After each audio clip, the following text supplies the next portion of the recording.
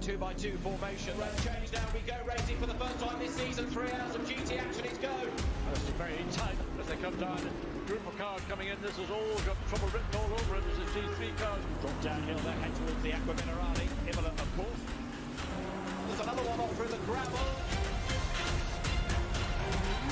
As wide as possible as they drop downhill, putting that truck inside line. Yes, he did. Through he goes.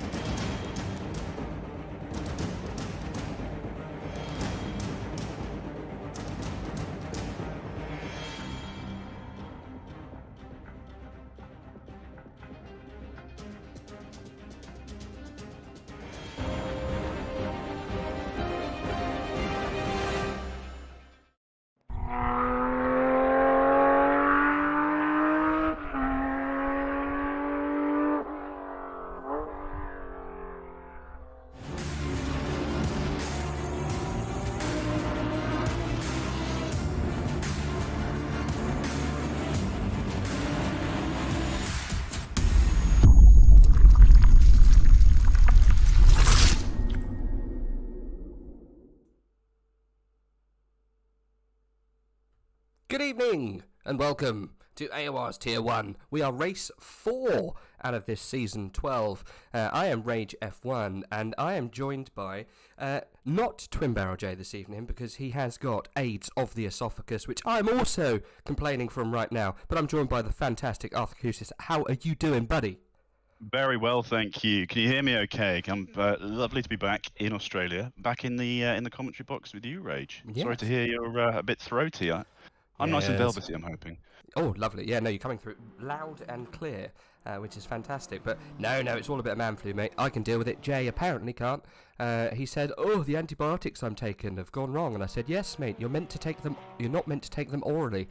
You have to take them the other way. That's where you're going wrong. He was work better that way. Oh, yeah, 100%. You just got to bend over and think of England. Unfortunately, though, Jamie put them in his ears.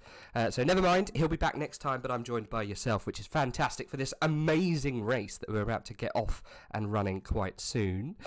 Just for everyone joining us, I'll make sure that you can see exactly what's going on right now. It's not a lot, as we're just at the end of free practice.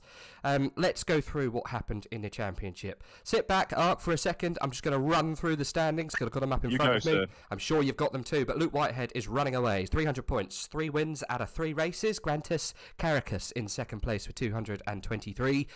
We've got Jardier in third place, amazingly, with 197. He's joined very, very closely in fourth place with 195 points by Mikhail Statsenko. He's kind of been there the whole time, but never really winning. 3 podiums, all third place, whereas Grantis Caracas... Sorry, that's Jardier's got 3 podiums. Grantis has got 1. Mikhail Statsenko has only got 1 himself. We actually are going away for qualifying, so I'll wrap this up very quickly whilst we see what's going on track, so everyone is all in the same order as we are. Right, let's just go through those names one more time. So Tinker van der Velde, he's in 5th place with 190 points, so he's in that fight for 3rd place as well. We've got Tadej Jepvinikas in 6th, 161 points. Leon Burnt in 7th. Valentin Barrier in 8th. Angel Nistroza in 9th. George Boothby, miles away with 88 points. Didn't join us last week. Is he here today, Ark? No, I don't see him anywhere, and I do know that Yardier is away this week as well, so there's a podium place up for grabs for a lot of these contenders. So, you know, especially with the nature of Bathurst, things could be thrown up in the air after this round. 100%, especially as we've got the 2 leaders of the championship, Grantis Caracas and Luke Whitehead, in Porsches, which are, you know, known to be not the fastest car around here. So we could have the likes of Tinker van der Velde, you know, pushing it up there. Mikhail Statsenko also in the running for a good finish this afternoon. I didn't see the practice running. Unfortunately, I was eating half of a Mexican. Not a man, obviously. It was actually consumable food. What did you have for dinner? Anything nice? I had spicy udon noodles in a vegan style, so I am I'm clean and clear and ready to go. And I've got my big bottle of water here. Nice. Ready to enjoy the rest of the race. But yeah, going back to what you said, the Hondas, I was hoping to see how they would get on around the track. We do know that the Porsches are that a little bit slower. So Luke Whitehead, I think he alluded to in his interview last week that he wasn't really looking forward to this and was glad it wasn't 90 minutes around Bathurst. So he's going to have to try and steer that Porsche around and you know, fight off the Ferraris and the Hondas as they come up. So it should be interesting to see from a Constructors' Championship point of view how those cars get on. Yep, definitely so. Well, they're about to start their laps, their forays, let's say, into this middle part of the season. It's a funny one. I'm surprised they didn't do Bathurst as the 90-minute jobby, but they didn't. They decided, let's do it for, you know, just a standard amount of time. Boo-hoo, I say. I would have loved to see a 90-minute race, right? I mean, so much can change on Bathurst. It's out of the driver's hands, especially if someone throws it to the side of going over Skyline. You've got to feel sorry for drivers where it's not their fault, and you know, things can happen on this track which can ruin a race, and it's nothing to do with you. So your life is very much in the hands of the other contenders. But yeah, going back to Hungaroring last week, 90 minutes, rain, shine. It was a lot of effort. I did the race myself in one of the lower tiers, and I had to go and have a long lie down afterwards. So I think probably 60 minutes around Bathurst in the sunshine might be a bit more relaxing for some of these guys. Although I don't think the Tier 1 guys actually relax anymore. No, I don't think relax is on their radar. Well, we'll do the lap with Tinker van der Velde, current reigning champion for Tier 1. He's in a Ferrari and a good position for this afternoon. I'll be keeping a little eye on Aidan Walshingham and also Bonsfield's possibly in that Mercedes. I'm not too sure where the other Mercedes is. We did have another Mercedes up there at some point.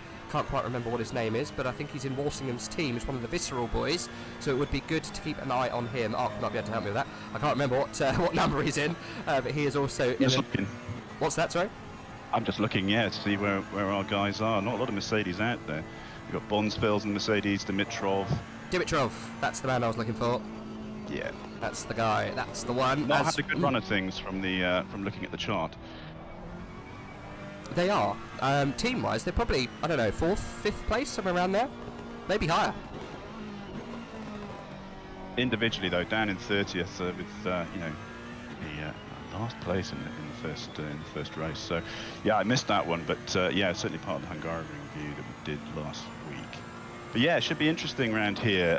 Total change of pace for the cars, so interested to see how these Porsches get on. Definitely. Coming down in the Conrad for Tinker van der Velde. See if we're going to get any... It is Conrad, isn't it? I'm pretty sure it is. Can't remember. Yeah. Conrad into the chase, into Murray's corner. Final corner then for Tinker van der Velde. We've got times out there. Angel 3rd place. It's only because I can only just see him on the screen there. Walsingham in 4th. Grantis Caracas in 6th. Tinker van der Velde puts himself 5th. Oh no, down to 6th place. Abeladze. Well, welcome to the top spot. Hondas it is. Yeah, a real change of names at the top at the moment. I know we're still early into qualification at the moment.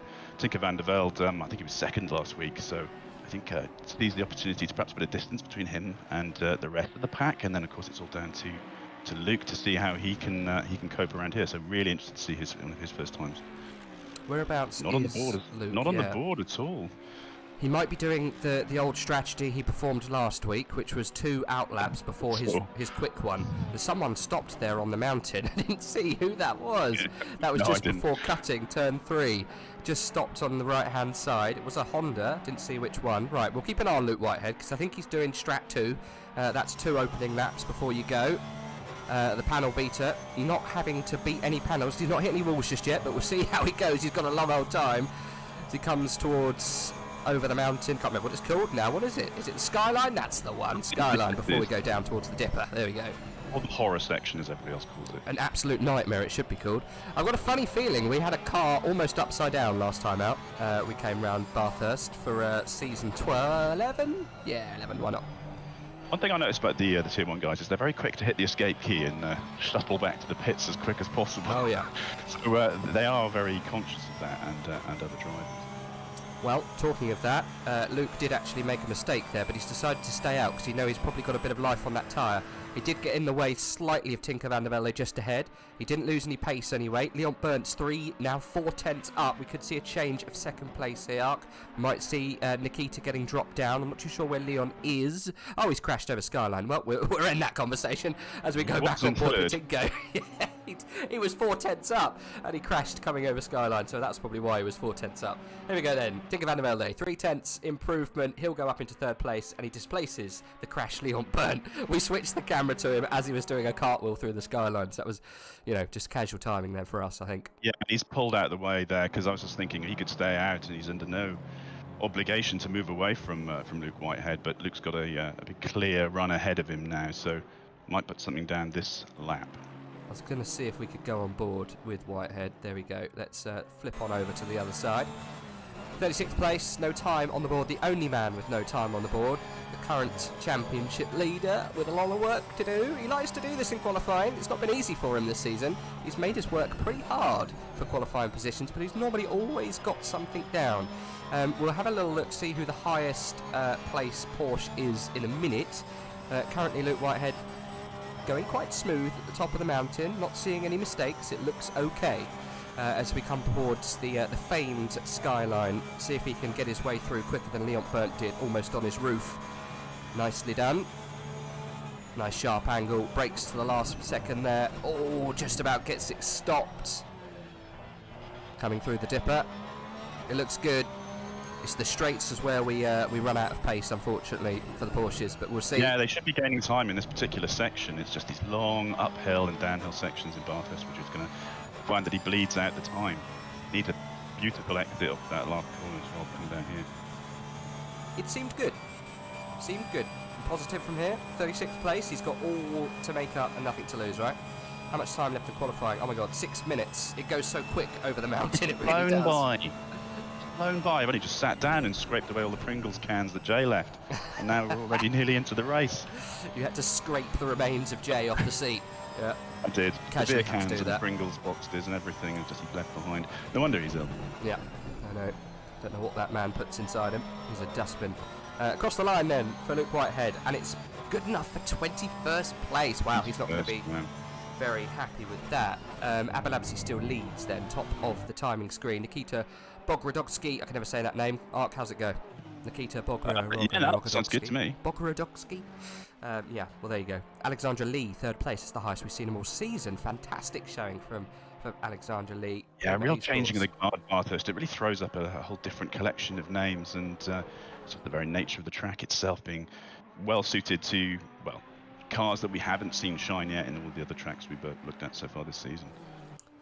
Right, I've ignored chat for a little bit, so apologies. Where are we going? Looking forward to this race. It's mine tomorrow, says Falco. Time Traveller, just copy what the winner does. Easy, smiley face. Yeah, tried, died 6 times in an hour on server 3. Well, I would say just try harder. No, I'm only joking. It's a tough one, isn't it, Bathurst? It's always strange.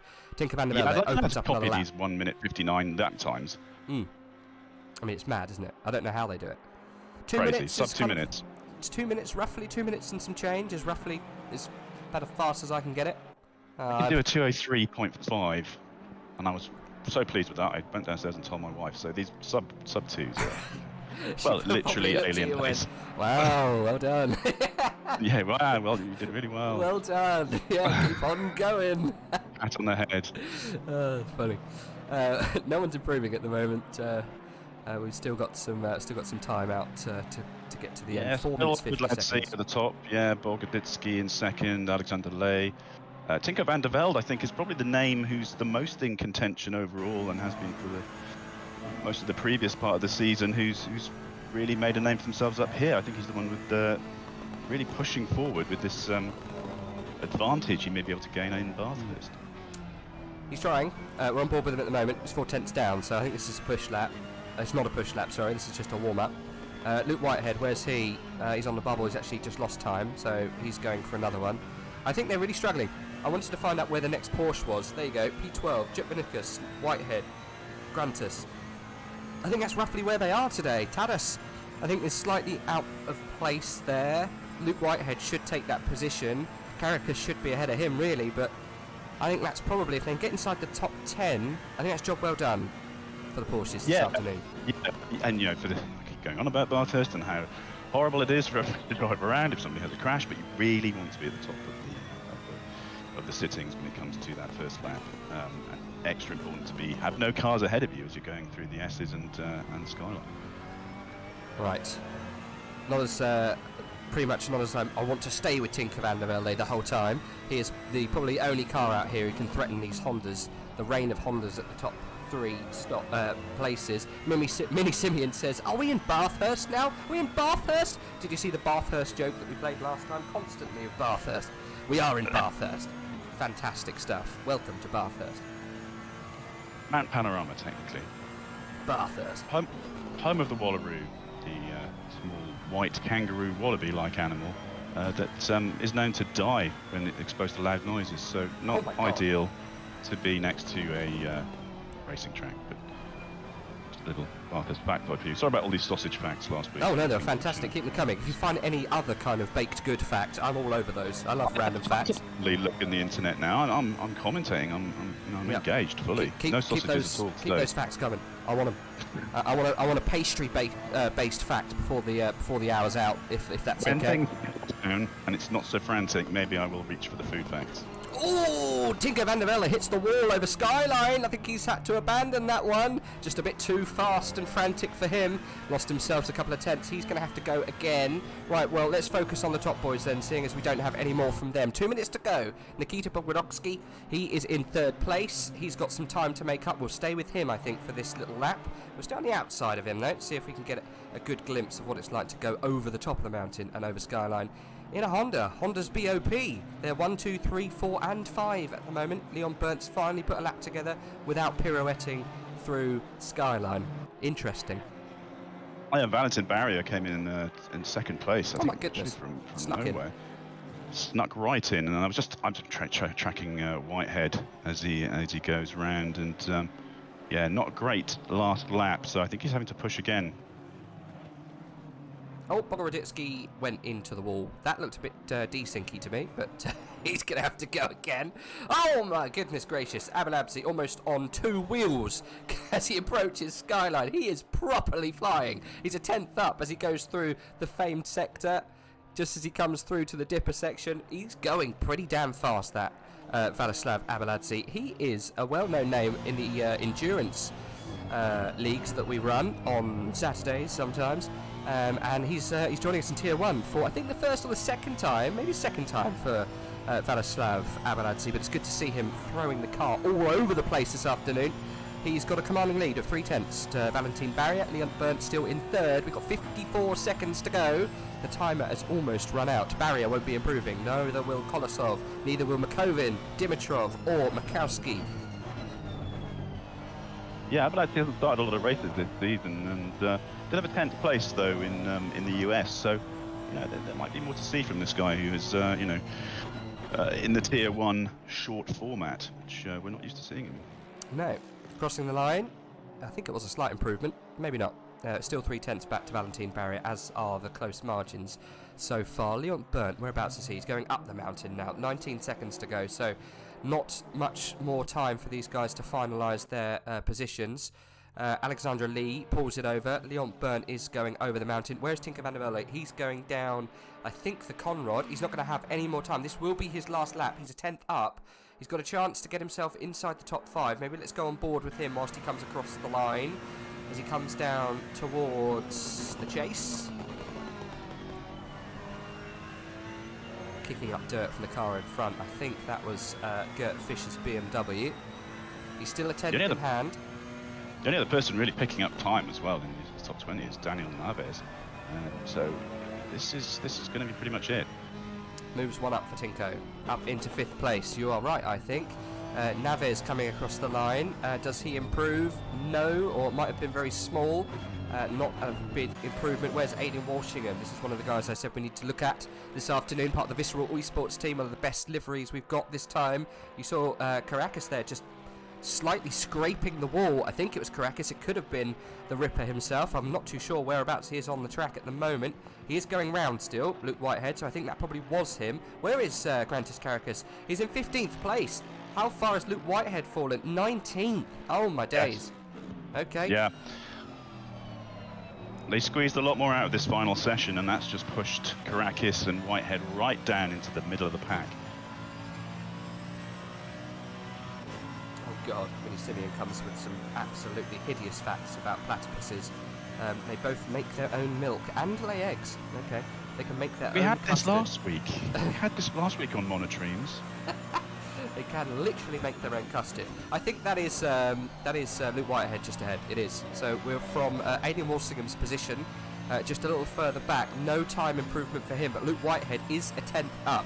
What's that 10th going to do for him? I think it's going to only move him possibly to 15th or so with his teammate. Whereabouts he finished? Just behind his teammate, Ark. We haven't got Luke Whitehead above his teammate for the first time all season, and he hasn't finished in the top 5. Surprise, surprise? Not so much. Wow. Welcome to Bathurst. Wow.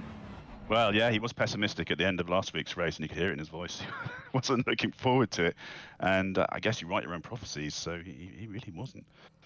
No, well, I think, like you say, anything can happen over the mountain. I think a good target would be 10th place. You reckon, Luke Whitehead, 16th at the moment. I reckon he's got the speed to maybe take some of those other cars if there's some incidents. Who knows? He's got a huge gap, though. This is what he's done. He's built a commanding lead. It may not be his favourite track, but he's put all of the work in to prepare himself for potentially a race where he doesn't score as highly. The guys behind him, Karakis and Yardier, in 2nd and 3rd in the championship. Yardier is not going to put any more points into him this week. He knows that for sure. Karakis, he's also not right up there either. So, I think if you're going to have a bad one, I'm not saying he's having a bad one necessarily, but if you're going to have one where you've sat back a bit, then this is probably the time to do it. I think he knew that was going to happen, to be honest. Like you say, in the interview, he was almost resigned to the fact that that's where he was going to be. Well, let's run through the grid then as we see it here. So Abalabsi managed to hold on to the top spot. Fantastic position for him. First time he's got pole position, I think, with AOR Tier 1, so congrats to him. He'll be joined on the front row by Valentin Barrier. Good to see him back in the fold. Leon Burnt, not the first time he's been up here this season, but he's more than welcome with Nikita Bogorodovsky just behind him on the second row. Third row will be Tinker van der Velde, joined by Alexandra Lee. Good stuff from him. Fourth row will be Daniel Naves. Fantastic from him with Gert Fischer. I mean, welcome Hondas. Gert Fischer, though, is in the BMW, so fantastic job from him to get himself so far up. Fourth row start. Vladislav Kolosov, that's a hard thing to say, with Leonard Mekovin in the 5th spot there. 5th row for them. Aidan Walsingham and Angel Instroza will be in the 6th. Then Jordan Watson and Vanko Dimitrov will be in the 7th row of the grid. Grantis Karakas and Luke Whitehead, team Veloce, will be down there in, oh blimey, I'm getting confused, in the 8th spot of the grid. 8th row. I mean, what a fall from grace, but it's understandable. He's with his teammate. It's where you think you're going to be, I guess. Tadas Jitvanickas and Remy Papin in 9th. Good to see Remy Papin higher up. He should munch those Porsches around him. That'd be very good to see. Who's that Ferrari that we're missing? Oh, it's Jura Petrchenko. There we go. I missed Jura Petrchenko. He'll be starting with Tadas Jitvanickas. Yeah. So, my mistake. 10th row, then, will be Remy Papin and Krzysztof Makowski. Yeah, 9th row would be Jura and Tadas. That's going to be interesting, seeing some Hondas and Ferraris around those Porsches. That's going to be very, very, very interesting for the race. 11th row, then, we have Leto and Matslin Anderson. Jamie Nuttall and Luke Southall will be in the 12th row. Vasily Anarev and Matthias Kuhn will be in the 13th. Anton Tarasov and Paishman, that's hard to say, will be on the 14th row. 15th row will be Jonas Fawkes and Julian Naumann. Then outside of that and round the corner, really, 31st place for Alejandro Perez, 32nd place for Matteo De Campo, and then we've got Matteo Naldi, all of the Matteos next to each other in 33rd. Samir Foch back there in 34th. She's having a disaster of a season, is Samir. Bonsfield's in 35th, and right in the back again, Lucas Stukenberger. I think that's his strategy, isn't it? Really, start from the back and hope for the best. Well, it can only get better. Exactly. I mean, he can only go forward from there. Why bother? If you want to be driver of the day, that's what you got to do. You've got to qualify low and finish high. So, yeah, it's what you go for. It is. Yeah, I think I agree with you, Time Traveller. Foch is a little bit out of place. We're good to see where he can finish up towards the end. I think also Jurapetchenko, a little out of place this afternoon. Where is he Ferrari-wise? Where's Tinker van der Velde? Yeah, he should be a couple of places back from him. Maybe nestled in between Walsingham and McCoven. So yeah, Jurapetchenko I think will be improving and will be a real threat to Caracas and Whitehead in this race. Remy Papin, don't write him off, Tier 2 champ from 2 seasons ago. He will also be putting on the pressure on the current championship leader and season 10 champion for Luke Whitehead. There we go. Facts. We are going. Bravo Rage for getting through the list. Just looking at the Hondas, though, spread throughout this top 15, it's very much a Honda track, it would suggest, from this output. I mean, Van der Velde in the only Ferrari, a smattering of BMWs and Walsingham's Mercedes, and that's pretty much it. The Porsche is pushed right to the back, not a Porsche higher than 15th. I'm not surprised. And the Porsches are that high up. Are we? It looks like they were almost going then. That's a bit strange. Why are they racing so close? There's no start lap. What's going on? We've just gone green. I completely missed that. We got no... okay, all right. Well, we'll have to take that with a pinch of salt because that's definitely not a starting lap. I think that caught everyone off guard, even us. Am I seeing this right? What went wrong? There's me just chatting away, and it's the actual start of the race. It must have just been a run round the corner. That's all they did. Half race start. That must have been a mistake by the admins, I'm assuming, unless we were told. I certainly wasn't. But to be fair, I miss everything in front of my face. Never mind. We've got a fantastic start for Abalabsi. He's caught everyone napping. Great stuff. Well, let's go through the running order. Let's see where we are. Well, I don't think we've had any incidents. Keep an eye down the back for us if you can, Ark. See if we have keeping an eye on any Luke issues. and around there, yeah. Tinker van der Velde in 7th place. Doesn't look like he's lost any positions. He's kind of where he is. Naves McCovin just inside the top 10 there. No dramas at the front so far. Do let me know if anything happens. Valentin Barrier in 2nd place. He's followed by Nikita very, very closely. But Abaladze had a blinder. I mean, these guys must have known. I'll have a quick look on the Discord just to see if there was any updates that we should have been aware of. But I didn't. We're on board with Valentin Barrier, just for your reference. Yeah, we've got a few people in the pits. Nussel and Anderson and Khan. Didn't see any issues going through Skyline and the S's. So I think they may have warped in. Don't know why they're in the pits, but no major incidents that I can see around middle of the field. And just as we finish in this first lap. Yeah, very strange. I mean, that must have been discussed first, because, yeah, who knows? No one tells the commentators. I did check. There was no news in the Discord. I messaged one of the admins, and we'll get some news on that for everyone else who's probably as confused as we are. But there you go. They did run round the corner, though, didn't they? Yeah, I was going on about Hondas, and then all of a sudden we're in race. They looked like they went towards turn 1 pretty damn speedy. So, yeah, straight into the race. Like you say, there's a couple of pitters already. Let's just go through those. So, Matthias Kuhn, Matsden Anderson, Jamie Nuttall all in. Samir Foch, he's in. Anton Tarasov. Jonas Fawkes is just... Oh, my God, he's had a crash. Okay, we've had some crashes by the looks of things. Peisman also in the pit. And so is Vasily Anarev. Okay, well, let's not get bogged down by who crashed into who, and let's go on towards the top boys. Let's keep an eye, I think, on what's going on with this fight with Luke Whitehead and Grantis Karakis and what's going on behind, because we have Luke Whitehead still behind his teammate. What's happened with Jurapetchenko, who I said would be threatening? He's been overtaken by the man who started next to him, Remy Papin, up to 19th place. Interesting, then, from the start. Yeah, fast thinking is really what's divided the men from the boys on this first lap, and all of a sudden the light goes green and we're off. So people could have been weaving if they'd not been aware. Abid Ladser then actually, sorry, just looking at him, he was a second and a half up. He's just blown through Skyline. Probably picked up that track straight away. Giddy aunt, sorry, massive bum pucker. As we go over the Skyline, Luke Whitehead almost collected 3 cars as they spun. We're on board as that happened. Ark, take us back. So sorry, I didn't mean to interrupt you, but yeah, I think everyone cried inside. Yeah, I mean, it goes back again to that corner horizon. Abaladze just burnt through. I think that's one of the track warnings already, only after about 3 laps, but he still has a 2-second commanding lead. Nice. So really making the most of it. Barrier and Bogoditsky second and third, with Burnt coming up in fourth. Barrier pretty much on their own as well. So we've got this train of cars with Bogoditsky, Bent, and Lay just a little bit further back, but plenty of clear space for Abadladze. Good start for him. Yep, 2 seconds already. We're only 3 laps in. Luke Whitehead found his way past McCovin with a very damaged front end of his car. Aidan Walsingham blasted through a board. I think it was a braking board coming down towards the chase. Not too sure what actually happened with it, but it was very much dispatched.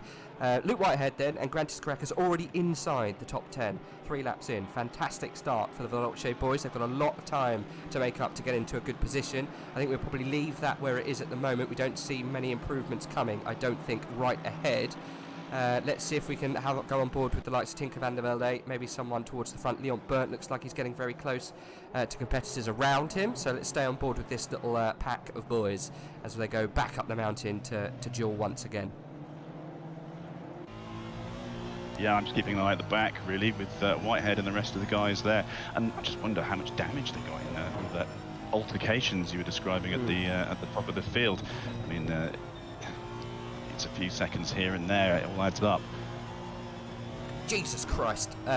Nikita Bogdanovsky and Valentin Barrier just went sideways together through, no idea, Frog Hollow possibly, I can't remember, turn 9. No contact, just a bit of rubbing. Nikita managed just to carry on. Leon Burnt, who we're on board with, on the side of caution, took his foot off the accelerator for a little bit to see what the boys happened in front of him, and yeah, nice clean pass-ish for Nikita. He's up into second place, I think, and that would be Valentin Barrier down 1 position. We haven't come across a timing line yet, so that hasn't changed, but it should do in a second. Leon Burnt then still in 4th. There you go, there's your change. Abadladze 4 seconds. He's having a blast out there today. I'm forced, there's so much going on, Rage, I'm forced to look and check cars whether there's any scrapings on them to see whether they've been damaged or not. I can see that Kolosov is 11 seconds down on a lap, so something bad must have happened there. And certainly further down there's Markovin, Unavikis, Petrochenko. Petrochenko's had a problem. So there's quite a few people at the back. We've still got Nuttall, Anderson, and Kuhn still in the pits and have been for quite a while. That's the end of their day. It looks that way. Walsingham, he is also in the pit. Not too sure why he's come in so early. I don't know what the strategy is around here. I can't remember whether an early pit is going to help you. Marco saying surely it should be a restart.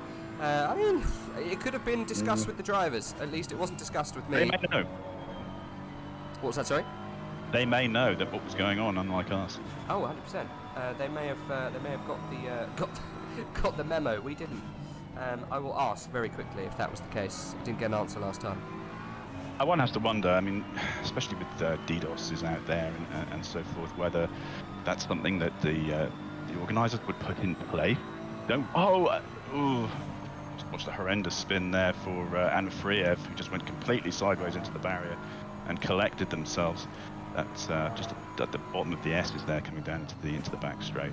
Sorry, completely. What a surprise! It happens. It happens round here. Was he able to collect the car? Not too sure where Anufriev is at the moment. He's definitely below the top 23. I think he's with our Lord and Maker in heaven after that, but oh god. Okay. Somewhere down. Literally. Oh god. I think that might be Tadas just ahead, causing the little bit of a delay with this train that we've got on board with Gert Fischer. We have been a little while because we've got Tinko, Gert and Lee all chasing each other down the Conrod as we approach the chase. And Tadas actually does pull over to the right hand side, but he has got to take the corner at some point, bless him. Poor little Porsche, he can't move out of the way, pick up his little skirt and run to the side, but unfortunately he has got in the way slightly. And I think Lee might have got past. Tinker van der Velde is being held slightly, but he's got to go through Murray's yet as well. All the cars have got to bleed their way through, and that has held up slightly Tinker van der Velde. He's going to be flashing to get his way past, and that is very nice and very helpful. From Tadas. He moves out the way. He knows he's not in that race that is taking part in front of him, so yeah, kindly gets out the way, but he has to take corners. That's the problem with traffic around the mountain. You've got to get out of your way at some point, but there we go. Marco's saying, has Apex changed the start procedure? It's a full formation lap, isn't it? Yes, normally this is the hot topic, but we're not too sure why there wasn't. I know, yeah, I don't know. We'll get back to you when we have answers, guys, I promise. Meanwhile, Abel, let's say, pushing out to nearly 5 seconds has made total success of the maybe confusion surrounding the shorter outlet. I'm going to jump back to Vanko Dimitrov at the moment because he's getting very close to the back of Bukowski. They were separated by a tenth and some change a second ago. Grantis Caracas also very close to Angel Instroza. That's been a race that's been going on for weeks, unfortunately. Back toe-to-toe again for round 4. Come across the top of the mountain then for Dimitrov in his Mercedes. Going well, the Mercedes boys, this afternoon. I thought they would. Dimitrov in 13th place. Bonsfield's has dropped a few, back down to 20th. Walsingham has taken a pit, that's why he's further down, so he must have got caught up in some action as they come over the 2 Skyline. Down through the S's, they all go. Remy Papin following, oh my goodness, there's a lot of BMWs there. I'm not sure all of those BMWs are in the race, at least in this one. Yeah, not in the running order, they're quite spaced out, so they must be catching up. And of course, so many people pitting. The clear air you're going to get at the start of the race, which would usually last sort of, half, 2/3 of the way into the race, it's all of a sudden peppered with back markers who've had most of their faces smeared off on the back S's. I guess all it is attrition, this race, isn't it? It should be called Bath attrition. Somebody pointing the wrong way just there as I'm watching Whitehead. Yeah, I noticed that too. Bogroditsky and Barrier have come together in some way and both rejoined the track rather sheepishly. Barrier straight into the pits after that. Trying to catch old Bogroditsky there. I'm going back to see if we can watch it. It comes up towards the chase, is it? Oh no, he just goes straight off. He spins. They just follow. He just went straight off. Followed each other out of sympathy. There was another incident, I think, but he was straight off on the entrance, and then they both joined together. No idea how that happened, but maybe he was right behind him. We jumped on board. Tail lights, I guess. Yeah, I mean, it happened last time out in Hungaroring. We had a very similar incident where a driver just drove straight off and another followed. So there we go. That's put Luke Whitehead up to 9th, and he's lost ground on Caracas. He's like two and a half seconds behind Caracas, but slowly but surely crawling back into the top 10, making the best of a track that he clearly didn't favour. Yep. All in the meanwhile, Abulatsby up to 9 seconds in the lead now. Something again must have happened with Byrne and Allais, who are very close to one another, must be fighting and battling out for second place, and probably took each other out a little bit in that scrap, which, apologies, I may have missed. Honestly, no apologies from this stream. It's you're lucky if you get it, and if you do, you might not get the best comms as it goes, but we'll try our best. Looking everywhere, I've got eyes everywhere, but there's so much going on. Unfortunately, that's how it happens most of the time. Yeah, we normally get the action, and if we can't, then yeah, apologies. But yeah, it is Bathurst. The mountain claims victims left, right and centre. If we get it on film, you're lucky, I guess. Grantis Caracas following Angel Instroza still, but no change in the running order, at least between them. There might have been some incidents ahead. Tadis Jovanikis is going to come and get into this little battle, I think, that's forming between these guys. Whereabouts is Whitehead? He's a little bit further back. He's got He was 9th. He's pushed up to 9th now. His teammate's doing a little better than him this afternoon. Yeah, he's just pushed that bit ahead, but there's a big clear gap between his teammate and Whitehead. So just using that to get through this race, pull himself forward, time trial it almost for a bit. Lovely little battle developing as well from second back down into 5th. Everyone pretty close together. Not sure if there's any blue flaggers in there, but everyone's very tight and fighty as they come up through the first corner. Yeah, we've got Leon Byrne, Lee, Tinker van der Velde, Gert Fischer, all very, very close. 2nd to 5th, all within a second of each other, which, yeah, bodes well. At the moment we're watching Grantis, he has dropped back a little bit, actually, from Instroza, so I think we will join you, actually, up to the top part. Oh, my God, they're incredibly close. All looking a bit fighty, and we did have 2 abreast a moment ago, so I think this is where it's going to happen, either in terms of wonderful overtaking or spectacular crashing. Yeah.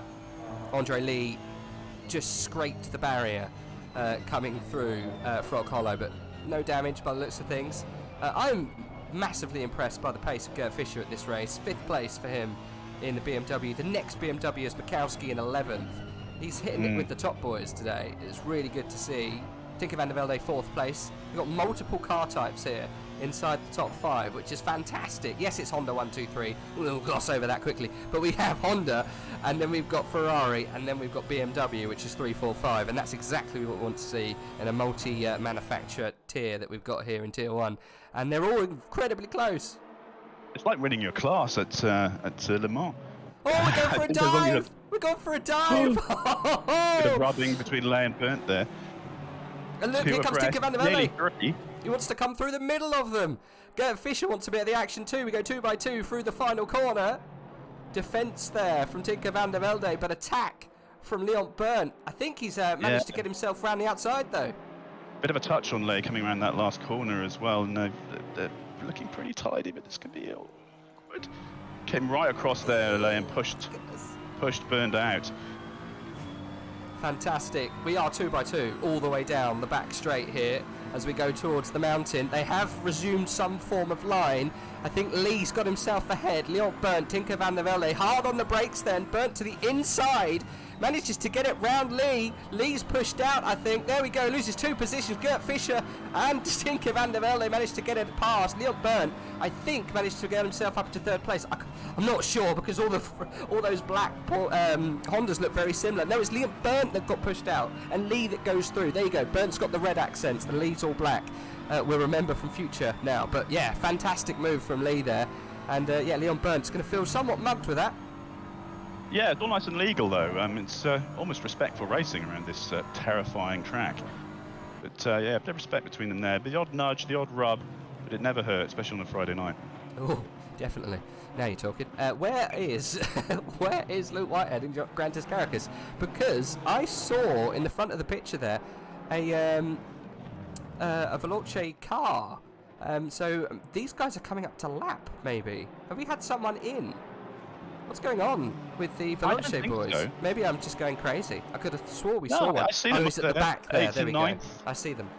Sorry, my bad. I mean, there's blue flag runners everywhere, all over this. It's pretty difficult to keep track of It's chaos. where people are slotting in.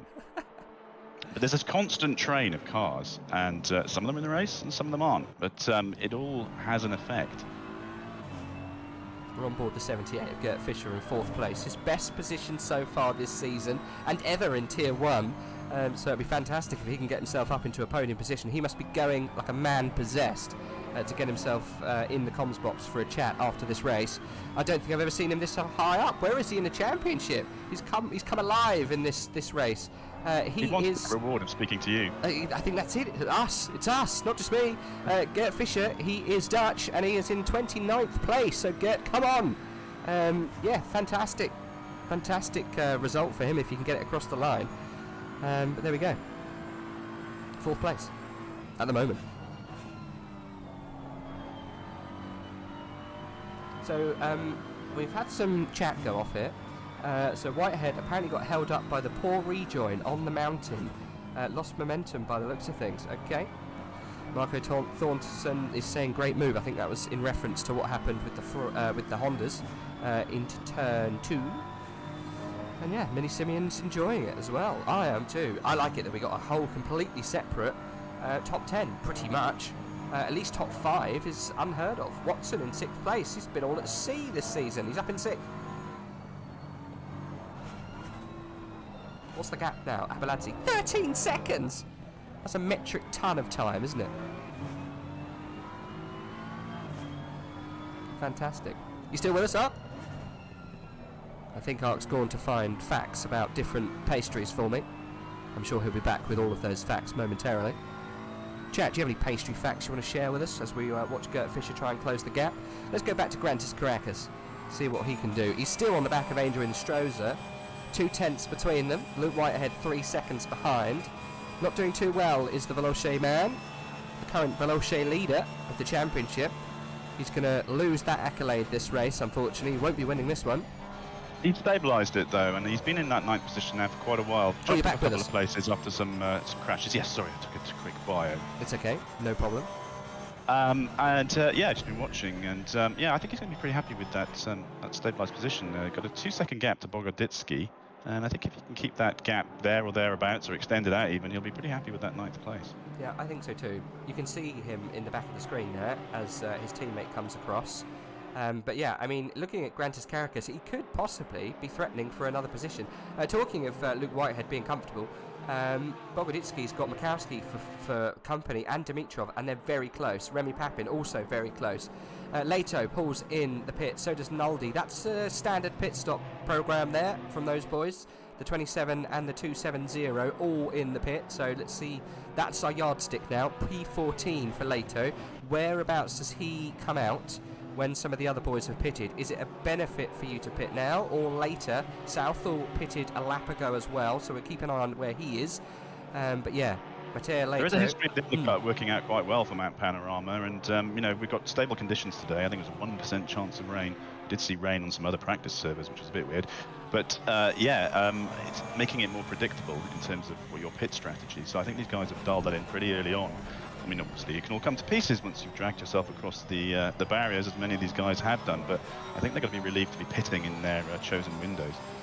I think so. The Alex Rogers says, an Austrian pastry influenced the invention of the croissant. I would keep that to yourself. If a Frenchman finds that out, you'll be hung and lynched.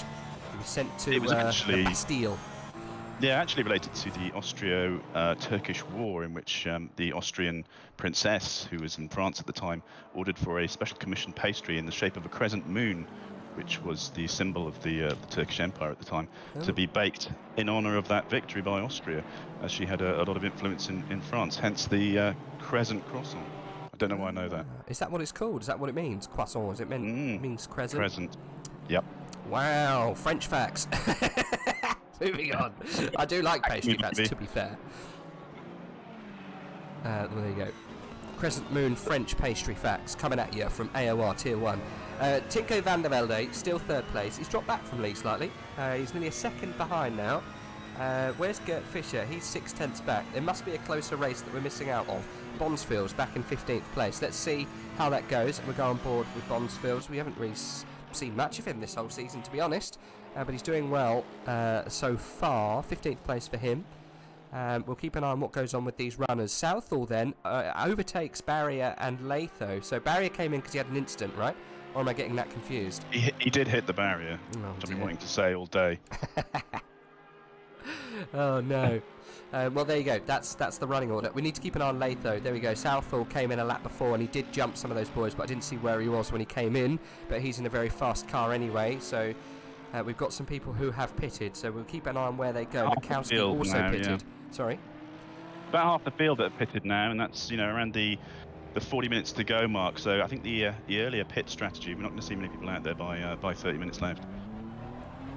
Let's see where this pulls Mikowski out into. I think he's got space back to Southall. That's a good position. That's a good time to come in.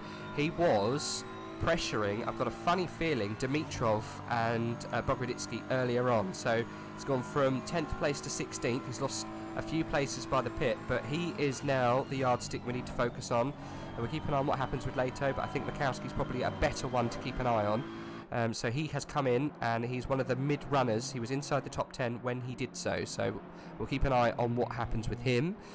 Lee's got himself a second or so now inside that top 3, followed by Gert Fischer and Tinker van der Velde. So still maybe some moves for them later on. Where's Leon Byrne? He's dropped back a little bit. Angel Instroza, though, is on the prowl. Oh, so is Grantis Caracas. It changes so quickly here, Ark. You never know where to look. But these boys are really close. He's in just FYI as well. He is. So they're all starting to come in now. Bogroditsky, Whitehead's just come in just ahead of him too. So they're both in the pit. Okay, well maybe they were taking note of what was happening around them. Mikowski, I think, will be very interesting with Whitehead and Bogroditsky with the pit, so we'll keep an eye on what happens then. But I'm very interested to see what happens with these boys going down the mountain straight. It looks like they were close, but the gap hasn't eked up. Oh, so good on the brakes as the Porsche. Grantis Caracas, he's not going to be able to hold these boys for too much longer because we're going to get up to the top of the mountain. He might be able to match them slightly on braking. The Honda's so good in a straight line, and it's pretty handy around the corners. It's a nightmare for the Porsches this afternoon. Yeah, they're trying to keep in touch, and they're doing well just by keeping on the bumper of the Honda in front. But it's too tight. It's very scary. doing a very good job at the top of the mountain. I'm surprised we haven't seen more incidents. There might be some more towards the end when fatigue starts to fit in. Oh, gee, it's always so close at the top. There's a lot of tyre wear as well. You're throwing the car around, and you know, anyone changing now, you've still got 36, 37 minutes to drive those tyres out, which is, you know, not long. But when you're throwing it around at this sort of speed, it's the degradation towards the end of the race is going to be a factor, I think. Right, so we've got some top pitters coming out now. Mikowski, I think, has actually lost out a little bit. I think. Whereabouts is he? No, he hasn't. He's gained massively. He's overtaken, definitely, Nikita and Bonsfields. Good stuff from him. Where's Whitehead? Is he further up the hill? Yes, he is. So he's managed to get himself a good position too. But he was ahead of Mikowski anyway. But Mikowski's managed to jump Nikita, Barrier and Bonsfields. It was Barrier that we saw in front of Nikita as he came out of the pit there. So he's lost positions, has Nikita Bogrodowski, but he's got work to do. You see Leto just behind him. He was our other yardstick that we were keeping an eye on. But 7 seconds, I think, is the gap there. Oh no, sorry, 2.7 seconds is the gap with Aidan Walsingham just behind. So he's done all right, Nikita, but he has lost some grounds for others around him. And I mean, track position is king round here. You've got some work to do if you want to undo some of that. Yeah, very difficult for people to work on a good pit strategy. I mean, you come in, usually you're looking for clean space, but there's so many people who've been back markers, who've had crashes, who pitted earlier, coming out. You can't really guess where you're going to come out. You've just got to go and give it your best with where you think you are, where you think the people who are nearest to you in the running order are. I was really expecting Grantis Caracas to come in that lap as well, but he's still out and moving up to 6th place, although that's not correct in the virtual running order. Yeah. So we've got Luke Whitehead. I think it's going to be first up to these boys who are pitted. We've got Nauman, Papin, Dimitrov, Instroza, Tinko van der Velde all coming in. It's Angel and Tinko that we're interested in as Luke Whitehead rounds the final corner. I think Tinko van der Velde has been released. He's just going up the hill now. Instroza has also just followed him. So this is how much time that Luke Whitehead's managed to gain. It's visible, but it's not huge. It's about 2 to 3 seconds, I think. We'll come over the first timing line, I think, as we go up the mountain, and we'll see what that gap is. But they're going to have cold tyres, whereas Luke Whitehead's got nice warm ones, so he'll be very quick through this top section, whereas those other boys might be a little bit slower. But we'll keep an eye on what those times are and what the gap is from the guys ahead. Whitehead should be right up to temperature now with those guys coming out on colds. Just looking as well at the top of the race, Abeladze, time coming down a bit from 15-14, currently at 13 seconds. That's Lay behind, 13 seconds behind, but they're still out and must be feeling confident. I guess for them, they're not in any real danger at the moment. Definitely not. No, they've got their own race to run. They've just got to hope they've got to find themselves a nice empty patch when they come back after their pit, which, you know, a bit of luck of the draw. Luke Whitehead planned it like amazingly. He's managed to get himself a right little pocket there. He was 3.6 seconds behind Angel Instroza. We're going to come across the timing line very soon as he slows down through the S's. Almost got it wrong. Manages to hold on. Maybe only lost a tenth or two. Let's see what the gap is then. Angel's time will change, and then we'll see what Luke Whitehead's is, but it's going to be still some form of gap for Luke Whitehead. I think he was hoping on a little bit more of an improvement there, but I don't think he's going to get it. There's a very close race going on behind him as well. Can't miss that out. He got 0.2 really on that, but this timing split. Okay, move going on behind him then. Mikowski, Dimitrov going toe-to-toe. Let's go on board with those boys. Literally, to come down towards the chase. Dimitrov up the inside. Nice move there. Good space given. They go side by side. Down towards Murray's. There's Dimitrov attacking. He's got the inside, number 44, racing for Lewis. Gets so hard on the brakes, and he's got past Mikowski there. Mikowski on the cutback. He might do a little run down into turn 1. It's a good little race between these two. Abeladze now starting to bleed time, just looking at the front of the race, down to 12.5 seconds. Won't be surprised if I see them coming in the pit soon. I'll keep an eye and let you know. Thank you. Yep, I would be not very surprised at all if they decide to come in. Matteo De Campo, he has pulled the trigger on the pit stop. So he's finally in. Remy Papin trying to get past Dimitrov and Mikowski together as they come down towards the mountain, the end of the mountain straight, turn 2. Griffins doesn't catch them out. Remy Papin looking very fast this afternoon. He's in a Honda and he's got Mercedes and BMWs around him. Yeah, good race from them at the moment. Grantis Caracas 4 tenths back from Angel Inestroza in 7th and 8th. Luke Whitehead 3 seconds behind him. So yeah, Luke, who are we missing there? I swear Luke came out behind Angel. Where's Angel? He's got past Grantis Caracas. So, yeah, there's been a change. 7th and 8th. That wasn't how it was a second ago. No, it worked out the same for Whitehead, though.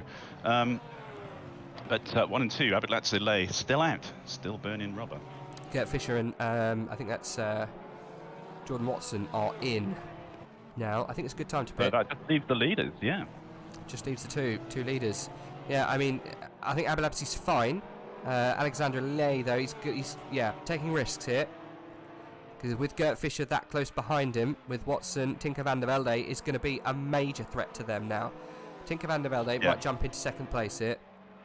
Yeah, and Lay is starting to struggle as well. He's the gap to Abelabsi is moving up again, so maybe those tyres really aren't functioning like they should be. So it'd be a good opportunity to get in now, get fresh. But I guess he's just looking to see what Abelabsi does. I think so. Well, let's see where Tinker van der Velde comes out with these boys who have just pitted. Gert Fisher and Jordan Watson, they've got the green, but they're still in the pit. They're on the exit of the pit lane. As soon as that P disappears, they're on the racetrack, so it's only just happened. This is going to be incredibly close. He's definitely got Watson. There's Fisher just ahead. How close is it to Watson? Oh, he's miles away. Watson's lost a huge amount of time. But Gert Fisher is the one that he's looking for.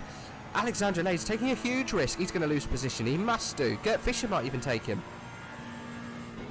Yeah, and he's just finished his section at top of the mountain now and heading back down towards the pit entry. So he's only moments away from making that decision. He's got to put it in. He's crazy if he doesn't. I think he's trying to go with Abelabsi, but I don't think it's the wise choice right now. And Abelabsi has just brought it in. Okay, good stuff. He'd be crazy not to do the same. But will he see him? He'll see the P come up, but will it be too late? Yeah, he can't. Well, it's just come up just as he's getting past the entrance, and he's moved in as well. Lay is in the pit, so that's everybody pitted. Okay, well, we'll stay with these boys because these are the threat to those top spots. Funny enough. Did you know, Rage? Sorry. Yes. No, I was going to say we've got no penalties so far, but go on. Yeah, I imagine the track cuts are building up, so we might see them pop up sooner rather than later as well. But yes, nothing so far. I was just going to say, in all this craziness, I didn't facts. Did you know that Bathurst is a public road the rest of the year that's not being used as a racetrack? Is it? It's actually a road that serves the local community and obviously the Wallabies who live at the top of the hill. Yeah, strange. I mean, what are you servicing? Where are the houses? Well, apparently 40 houses surrounding the track that use it for their daily access when they're going to the shops. Can you imagine?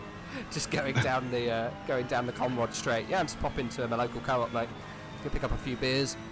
Meandering past these shattered pieces of race car that appeared from yesterday. Oh, can you imagine if they don't like cars as well? It's just, these bloody drivers. I don't think you buy a house on the Mount Panorama circuit if you don't like cars. I reckon there's one. There's always one. Right. There's got to be one. Old lady somewhere. Stop-go penalty for Alexander Lay. He exited the pit too fast. Oh, he entered too fast. One or the other. Oh, that's tears at the top. He's also lost position on merit. He's down now to 4th place. Oh, that is a shame. He's going to fall even further back now because of that stop-go. But yeah, he just came in too quick. That is experience coming through, I think. Yeah, difficult entryway into the Mount Panorama pit lane as well. A nasty little kink just as you come in there, and it's when you're trying to gather every second and not slow down too much, very easy to go in too hot. But yeah, my God, 30 seconds on the stop go. It's a lot to eat, and you could have been taking a few extra tenths of a second just to make sure you were getting in under that 50 kph. Yeah. That's going to be a really tough pill to swallow for him. It's the first time he's going to have to swallow it, though. He's going to have to, yeah. It's the first time he's been up inside the top 3. And not inexperienced as a driver, but just inexperienced with the pressure, I think. First time he's been up here in the Tier 1. I think it might have just got to him on the entrance. Silly mistakes creep in sometimes. And I think that's one of them. He's clouts the wall, going through the S's. He's going to be driving angry. Losing it a bit now. Cross, driving angry. Stuck behind Fisher now. He's got these... When do I make this pit? I think he's only got 3 laps in which he can actually make the pit stop. So he's probably going to have to come and suck it up earlier, sooner rather than later. That's a shame. I would have liked to see him get a good finish this afternoon. His car will come alive towards the end of the race, but unfortunately he's not going to be able to maximise that. He's going to be right down with the guys that unfortunately struggled, like Samir Foch, McCoven. He's going to be right down outside the top 20, if not even further back. Yeah, real shame for him. Talking of the back, at the top. Sorry, go on. I was going to say Stukenberger. He's 23rd. So start last, finished quite high up. Blaze just come in to say no for his pit of anger. Yeah, he has indeed. He's going to serve that penalty. We'll watch where it puts him, but yeah, desperate times that. Yeah, real shame. Fisher though just slotting into the place where Lay was on the track, that sort of 13 or so seconds behind Abeladze. So Van der Velde as well taking advantage of that by moving up into third, and he's just behind. Must be battling Fisher, so I might take a look at that as well. They are stuck together just as we go into the back mountain stretch. They are. Angel Inestrosa is very close to the back of Leon Burnt as well. Incredibly close. We've got two very close races going on around us here. Leon Burnt's managed to hold on to 4th place after that little hit into turn 2 earlier on by the man who's got a 30-second stop go. So he's managed to hold on position. So that is a little bit more experience coming through of running at the top. We've seen this season Leon Burnt starting up inside the top 5 a few times, and he's learning from those experiences, and he's now running 4th place, with the chance of possibly getting on the podium. It's the worst place to finish though, isn't it, 4th? The worst place. Absolutely. May as well be last. Yeah, it's the first of the losers, right? Oh dear, never mind. Best runner-up.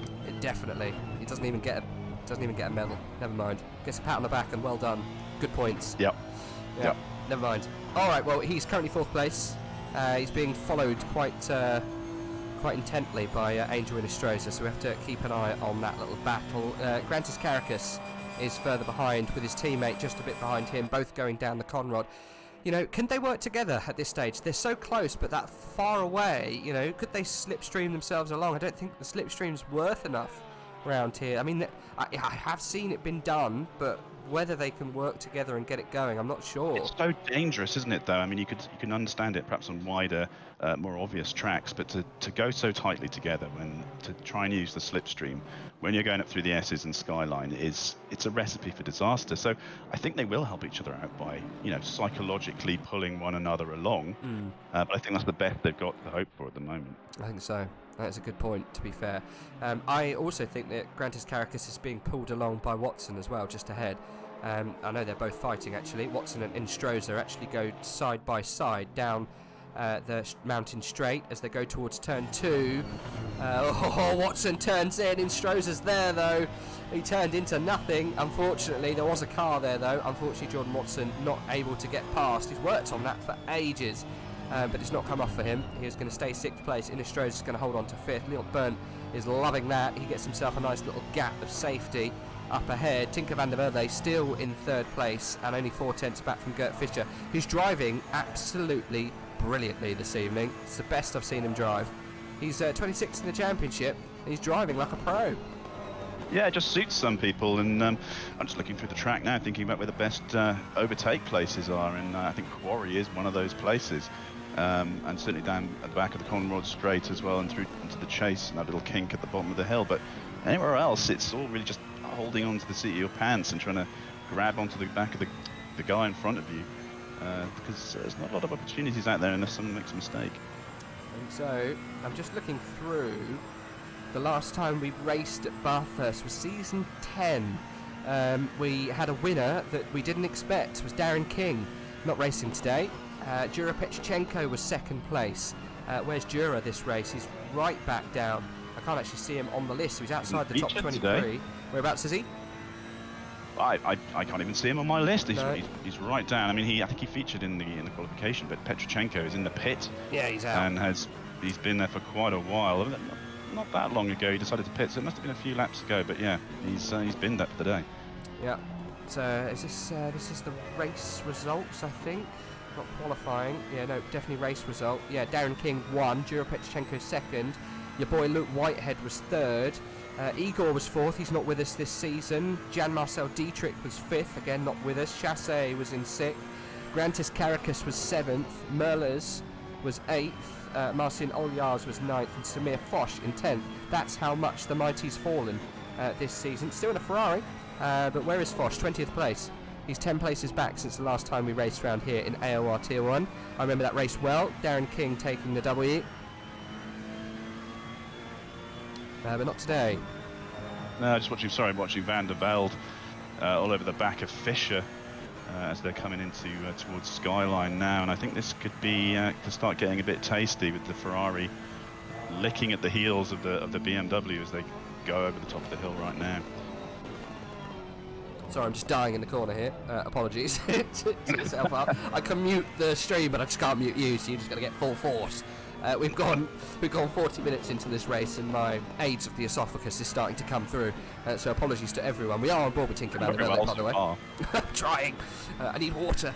I need liquids. What's the gap between Angel and Byrne? Only 8/10 back. Tinko's closer then. 3/10 to Gert Fischer.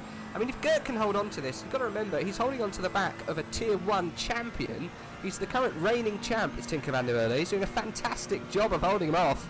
He's got a car that's wider than the track and most of the solar system in that BMW, but he's still managing to put the threat on. He's not actually having to defend; it's all pace.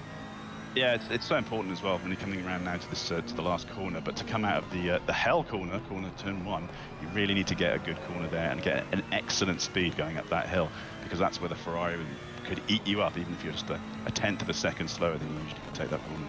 Yeah. Chat saying, history saying, rooting for Gert, great drive by him today. Exactly, that's exactly what we're saying. Fantastic drive. And the penalties now start coming in. Bonsfield's got himself 10 seconds, so it's Patchman, I can't say his name. Whereabouts is he? He is down in 19th position. I think he's actually done for the day, I can't find him. Oh, there you go, 22nd position for Tim. Not too sure. He may as well be. He may as well be. Yeah, you're right. Let's just double check what those penalties are for. I'm still on board with Tinker van der Merwe, so tell me if anything drastic helps. Still as it was. I do have some interesting information. We might have done a whoopsie. That came from one of the admins, one of the coordinators. I think that the the race was meant to have a 1 lap pre-race lap, whatever it's called, warm-up, and we didn't get it. So I'm sure there'll be guns at dawn from a lot of people, but there you go. Well, not from Abeladze. No, definitely not.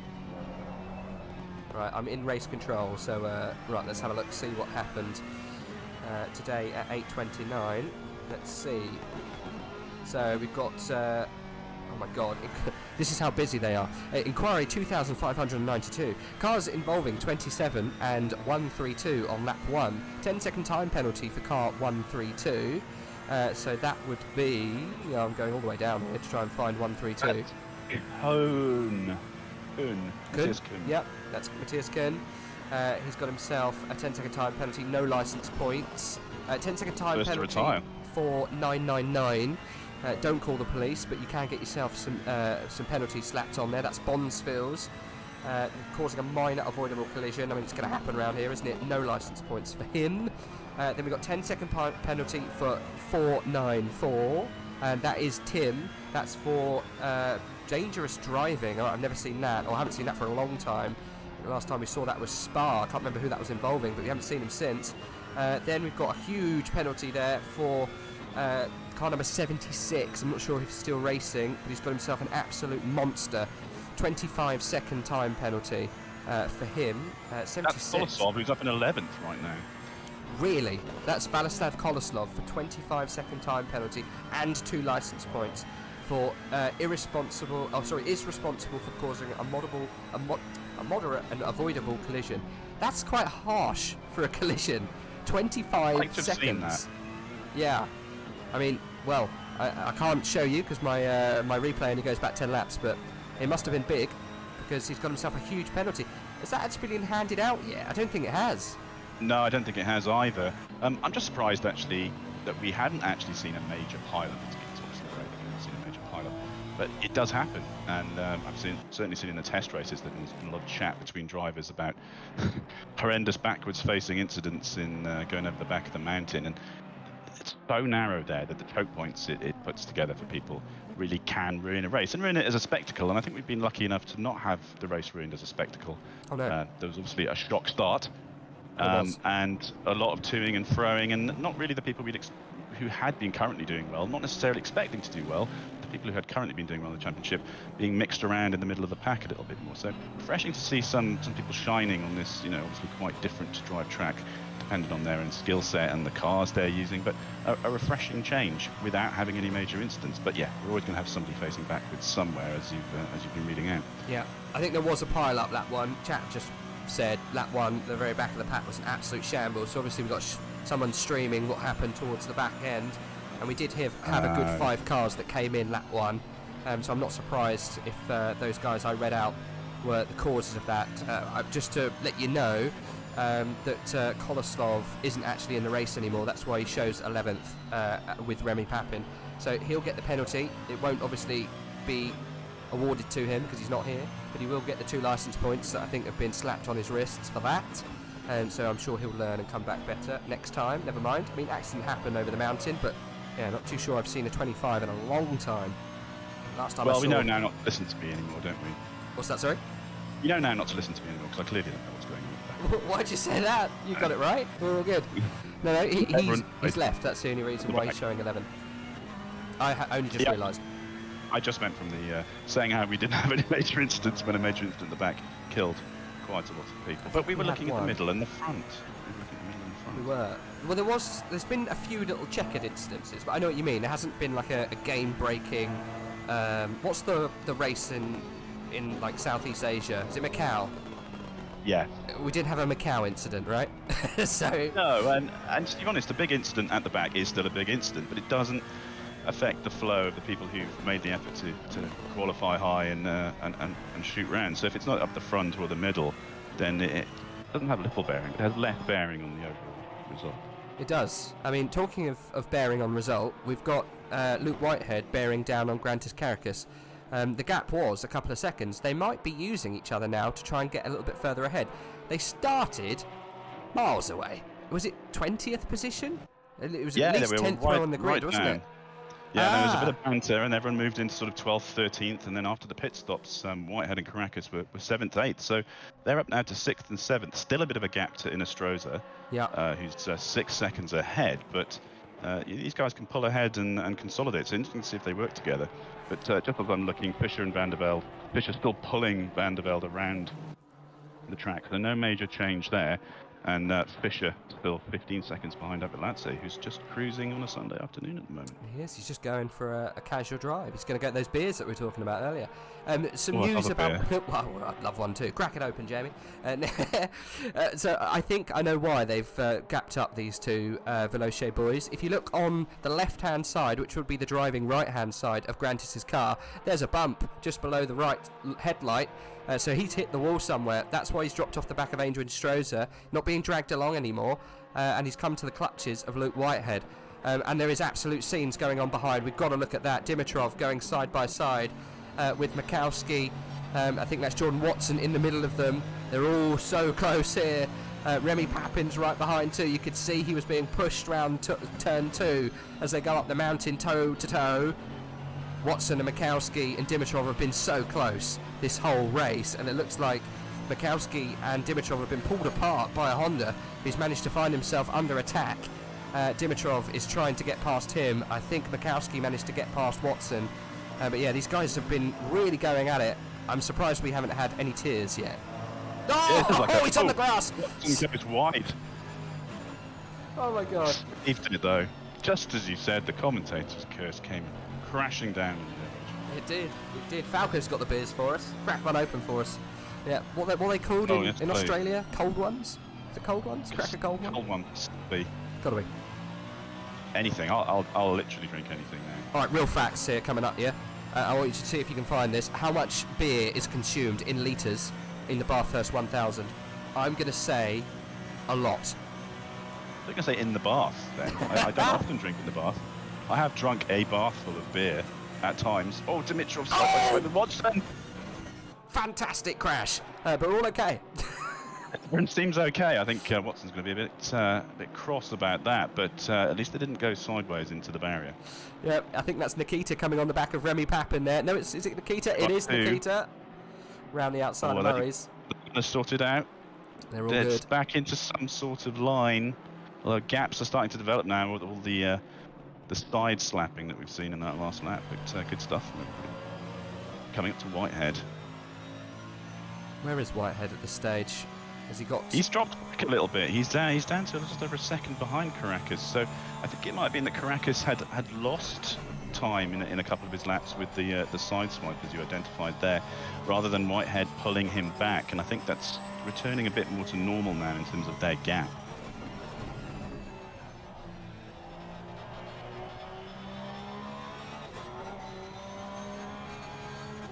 I know, I was going to look at facts as well.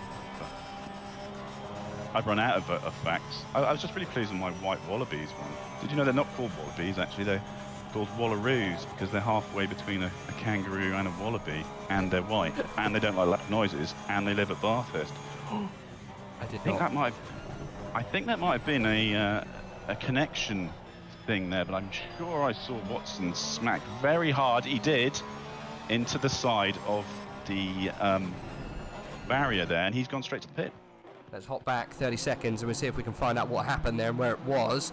So Watson is a yellow car in the centre of your screen there. Oh yeah, he did hit the side, coming through the top of the mountain, and goes toe-to-toe with Remy Papin, and there is a crash in Frogs Hollow, and he does pull the car over. That's it, he doesn't want any more of that, and he's called it. He's out. Must have had bad steering, must have been 90 degrees steering straight issue there. So yeah, Papin, one man down. Yeah, definitely.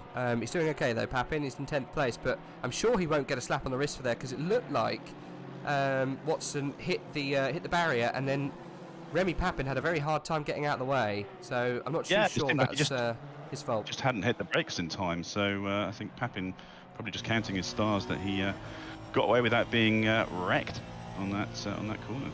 I'm still trying to find out this fact of how much beer in litres is consumed at the Bathurst 1000. You said it like you knew the answer already. Oh no, I do not. Let's have a look.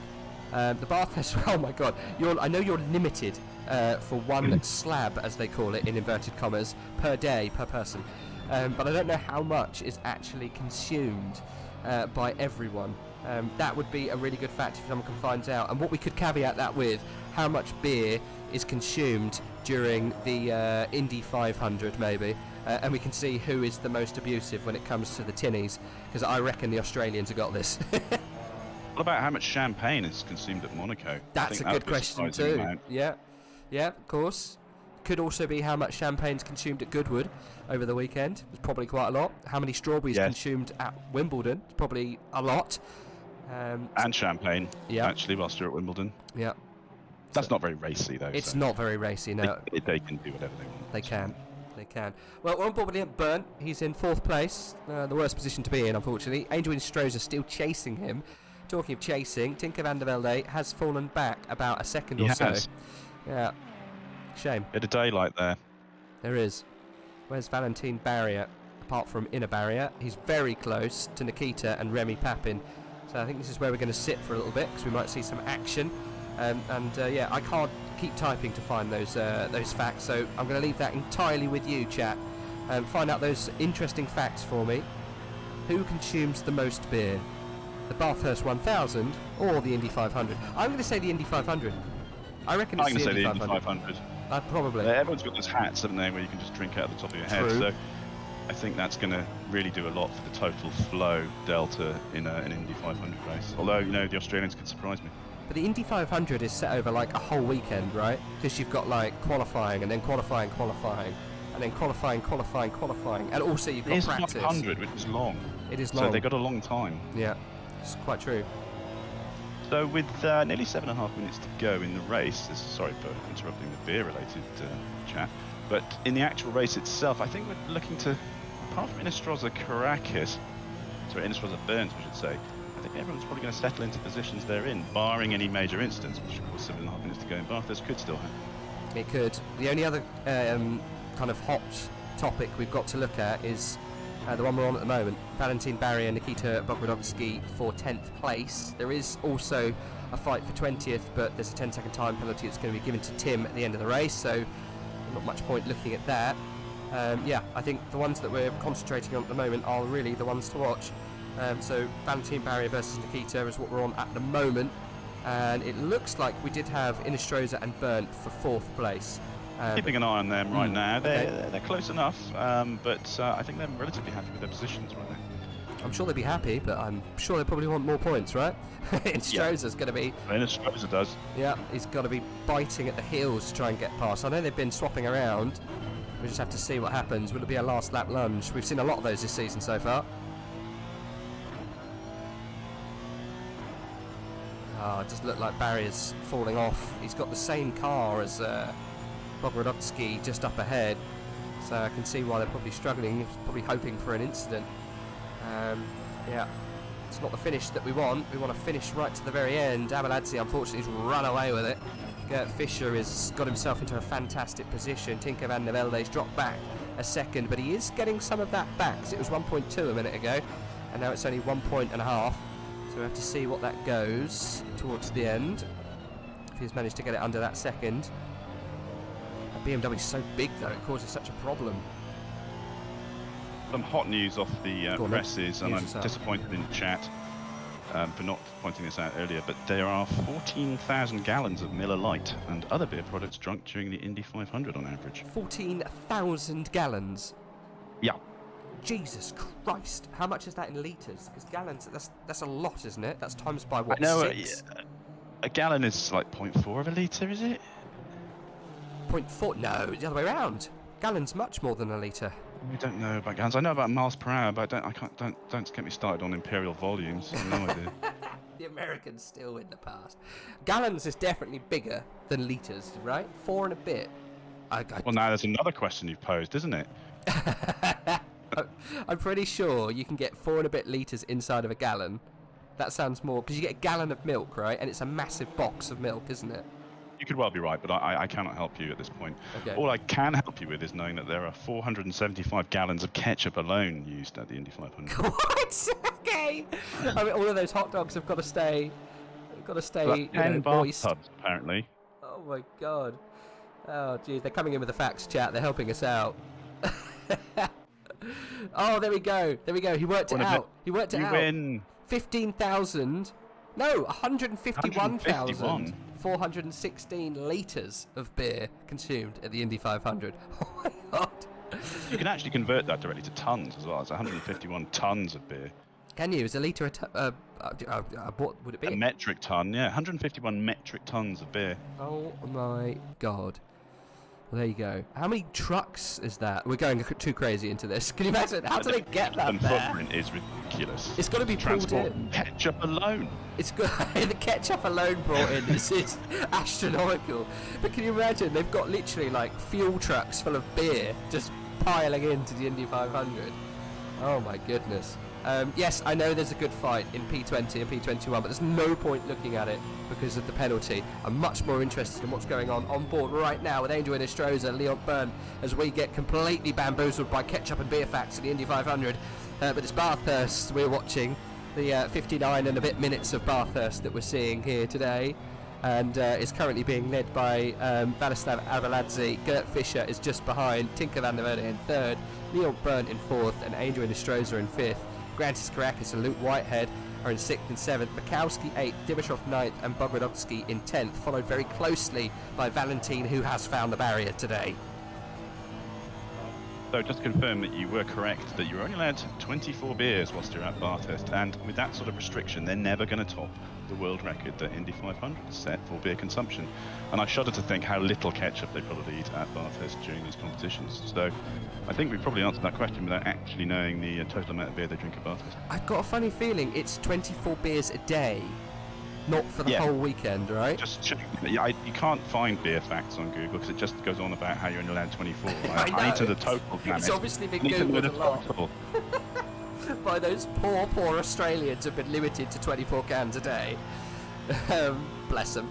I mean, you could probably work that out, right? So 24 cans a day, worked out by how many visitors they have to the Bathurst 1000, right? So you can find out how many visitors there were in 2020. Too far now, Rage. That involves actual work. And then you can times it by 24 per day, right? So yeah, I still don't think it's going to be enough to top the Indy 500 guys. Right, so you got to do 48 by how many are actually there. during the whole, because it's 2 days, isn't it, the Bathurst? I'm Yes. going to say 150,000, no more than that, 200,000. 200,000 times by 48. That's 9,600,000 cans of beer is consumed, approximately. Divide that by 3 then for litres, because can is like 330, isn't it? Not strictly can. No, that can't be right. 3 million litres? That can't be right. I mean, they are Australian. It's your math, Rage. You're just along for the ride. A minute and a half to go here at AOR's Race 4 in Tier 1 of Season 12. And we're on board with Inestrosa. We're throwing beer facts at you, left, right and centre. Ark's putting in a couple of catch-up facts, and we are getting absolutely lost in the maths. As Angel Inestrosa's battling his Honda, the 96, to try and get onto the back of Leon Byrne. It's not happening though, bless him. Tinker van der Velde, I think, is probably going to have to settle for 3rd place. We're going to have one more, I think, here, before we have the checkered flag. Bogdadovsky's 7/10 off the back of Dimitrov. But Angel Inestrosa is the close race that we're watching right now. Let's go outside the car for a bit. I'm getting a bit seasick. Oh, he clouted the barrier on the exit of the final corner coming in down to the Conrod. That could have been netcode, but I think he did hit the barrier there quite hard. Yeah, I thought Watson was netcode, but it turned out to be all too real, so it could well have been a smack. Yeah, it definitely could have been. Still nothing compared to the German Oktoberfest. Yeah, I mean, that's going to be mad. Anyway, off the beer facts completely. They were fantastic whilst we were there. But yeah. They're banned now, because it's race end now. We've got to look professional. We have to look professional at some point. I mean, it's hard to do. We're going to have to try. Right, this is the last lap then, as we're about to go through. Abeladzi's on it at the moment. We haven't seen him all race, bless him. He's going through turn 2. 20.5 seconds says that he's had a boring but very fruitful time. He has. Gert Fischer's chased by Tinker van der Velde through turn 2. But this is the one we want to keep an eye on, I think, really. Angel Inestrosa, Leon Byrne. I think we're going to have fireworks before the end. 7/10 is Tinker van der Velde to Gert Fischer. Keep an eye on that gap for us, Art, because we don't want to miss a last lap lunge. I'm going to stay with Angel Inestrosa, and I will keep an eye on what happens with Vladislav Abeladze. I don't know if we've ever had a chance to talk to him, but we might do today. Bathurst is 195,000 people. I was close with 200,000, so I think the maths is somewhat solid there. It was solid. 9 million cans of beer is consumed on average at the Bathurst 1000. Van der Velde making a real push now. He is all over the back of Gert Fischer, and it's looking scary. Oh my goodness. Okay. Oh yeah, 5/10. I mean, let's have a look. Oh my god, it is looking very scary. That's not true, is it? That's really not true. Oh, they're pushing hard. A percentage will be women and children and others. No! It's fine. Does that mean you can have your child claim 24 cans of beer 100%. and then just drink theirs? 100%. That's what dads of the Bathurst 1000 are doing. Yes. Quickly, I thought of that. Yeah, 100%. Always thinking. Gran, quickly, take this 24 can in. I need them for later. That is definitely happening. Tinker van der Velde is going to have a move here into the chase. He's definitely going to do it on Gert Fischer on the final lap of the final corner. Oh! And he's sending in the wall for Gert Fischer. Oh, that's absolutely terrible news for the driver from Holland. Oh, the Dutch Gert Fischer is in the wall. We're going to have to watch that back. Vladislav Abeladze comes across the line and claims that, but that was an awful move from the current reigning champion. Oh. I think there's going to be stewards all over that. Oh my goodness, I can't believe that we're talking about a crash on one of the final corners involving those two drivers. But it was happening though, wasn't it? He was looking angry, and the two cars pull up side by side, and I wouldn't be surprised if the drivers get out and start having a go at each other. I mean, we are at Bathurst, it does happen. I mean, that was absolute fireworks and stupidity, unfortunately. But Gert Fischer pulled over, it looked like, on Tinker van der Velde. I don't think he knew what was happening.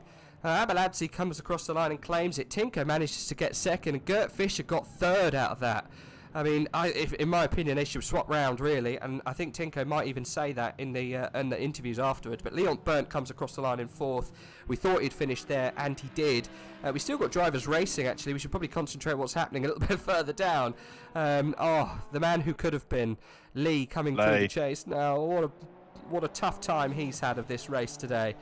Samir Foch, 18th place from all the way back down where he started. It just tells you how much pace that Samir's actually got, but wasn't able to apply it, right? Yeah, and to lay the forgotten man, as soon as he'd had that penalty picked up, we went to beer facts, but yeah, hasn't really been able to do anything. That 17th is hard to swallow after that podium position he had. Yeah, that's going to be a real tough one. Samir Foch about to come across the line too, with Tim. Also, the back runners, look, coming across the line in 19th and 18th place. I mean, it's hard to really doubt starting at the back. It's a legit strategy. Lucas comes across the line in 21st place. He's going to be very happy with that. Tadas Jivanikas, he's been doing so well this season. He comes across the line there, I think in 22nd place, probably. And that's all she wrote. 22nd finishes.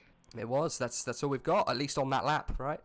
But Gert Fischer and Tinker van der Velde is the conversation of the end here. I mean, I'm sure there'll be conversations about what happened there. We've got some more facts coming in. 2,286 cans of beer weighs an actual ton. Well, there you go. Where did Remy Papin finish at the end there? 12th place. I mean, it could have been slightly different, but fantastic finish for Remy Papin, the young Frenchman. Pleased with that overall. What was that, sorry? He's got to be pleased with that overall, and Yeah. I feel sorry for Abedladze, not the fact that he won. He's probably cried himself to sleep with his champagne label, but great win for him. Didn't have any issues. Barely mentioned the guy because he was out there, and trouble didn't stick to him, whereas it stuck to quite a few other people. And I think Whitehead for me as well, coming up in 7th. I think if we were to talk to him, he wouldn't be too unhappy with that. Definitely not. Considering where they started, Caracas and Whitehead, I think Whitehead had a push to try and get past at one point, but maybe ran out of tyre. But yeah, and Borodowski coming in home in 10th. I'm sure he's probably quite happy with that. But yeah, I mean the conversation, like I say, Tinker van der Velde and Gert Fischer. Well. I'm sure there'll be some conversations in the relevant chats about that towards the end. But let's just see if we can have a chat with the boys. See if anyone wants to come in and talk to us about how that race went for them.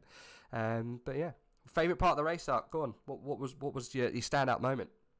I think I like the last lap controversy with Van der Velde and Fischer. That's it suddenly came from nowhere, and I could see it brewing, and I think I roared at the time. So that's what got my juices going. But I think overall it was a great race, and good to see that. There are a few slaps and bangs, but they didn't really totally turn the race on its head. No, definitely not. I mean, it's drama at the end there, but yeah, we'll have to see if it's all fair and good. I'm sure that the stewards are looking at that to find out who was the cause or what was the issue that caused the problems there. But from my point of view, it looked like Gert pulled over slightly. To get a slightly better entrance to that final corner, whereas Tim kind of stayed there. But I don't know if he had enough of his car up alongside him to actually warrant him going for an attack. It's difficult to look back and see what's happening. And oh my God, I've just remembered I've got to race this race tomorrow. As the pain slowly comes over you, like a I wash. realised I've got to do it. I'll see if I've got the replay, and we'll maybe just dissect that move quickly, just while we wait for the likes of Tinker van der Velde, Gert, and Abedladze, if they do make their way into the chat. Let's see. I'm not sure if the replay would have saved. You've got to say that Tinker van der Velde as well. I mean, last minute controversy taken out of hand. Most consistent between the races in the run up to this and Bathurst itself. Consistent top threes. Reigning champion, showing our diversity of skill and spirit to be able to do well across, quite a wide skill set of tracks. No, I don't think I've got the replay. We can't dissect it. However, we will talk to one of the men involved. Tinker van der Velde, everybody. If I can drag him up. There we go. Tinko, well done there. We'll get to what we want to talk about in a minute because I think everyone wants to know what happened there. But it's a brilliant start. You qualified well. You had obviously a Honda problem around you. How do you think it went at the very beginning qualifying, and then obviously guide us through the rest of the race for you? I wasn't too happy about quali. I think there was 1-2 tenths in a lap, which would have maybe P2 or P3. And it would have been a lot better for me, but the race start went clean. Was a little touch. I lost 2 positions, I think, but I got it back. Race pace first stint looked pretty good, I would say. And then I went for early pits, trying to get in front of the Honda. But Geert Fischer, he jumped me. He did. He had giga pace. I don't know how, but he was really quick. And my pace in the second stint was a bit shit. I don't know why, but the car was very dangerous. I mean, it is Bathurst, right? The mountains dangerous. But just touch on that final corner coming down to the chase, the left-hander. Obviously, you're on the outside, hard on the braking zone. Do you feel he maybe moved over towards you? I didn't see you moving at all, really, in that braking zone. Yeah, I felt a bit guilty, so I immediately went into the replay, and then I saw, like, I wasn't moving left at all. I was a bit pointed to the right, actually, so he was moving into me. Yeah. There was a bit of more space I could have given him, but yeah, I think that's on him. It's unfortunate. I mean, luckily it didn't cost him the podium. He is down below. We're going to drag him in for a little chat, but it may possibly be looked at by the stewards. So obviously, second and third is still up in the air at the moment. But at the moment, let's just say, you hold on to the second place, and Gert gets third. But fantastic pace from you. You were a second behind at one point, and you managed to pull it back. Were you just driving, with the best intentions to get back where you were? Yeah, it's very difficult to stay consistent in the Ferrari because it's a bit bottoming out on the hill, a bit tricky. I'm on zero wing as well, so it's very loose on Skyline. And then, sometimes you're just gonna make a mistake or it's bottoming out, and then you go straight. Yeah. Which you can lose a few tenths. So it was quite hard to stay behind him. Once I had more clean air, I could catch up again. But I think it was too late. But then he made in the last lap a big mistake, which made me get up to his rear, and that was really, really key for me to get him on the straight. Then we had contact. I think he probably could have holded it because I was still far from him, and he had the inside. Yeah. I mean, it's a shame. We did have a look at. We did do the replay straight away because we're actually on board with you when it happened. And both me and Ark screamed a lot, so, as you can imagine. And then we went back and looked at it, and we it's very hard to give blame. Obviously I don't think there's any blame. It's racing incident really, but obviously it's going to be looked at. Fantastic position, great points. Obviously a lot of people around you at the moment weren't here today. Jardier wasn't here. I don't think Statsenko was here, was he? No Statsenko either. And just looking at the overall table, I think that at least catapults you into third. And depending how the points come out for Grantas Caracas, very close in touch with the top three in the race overall. Yeah. Great job, Tinko.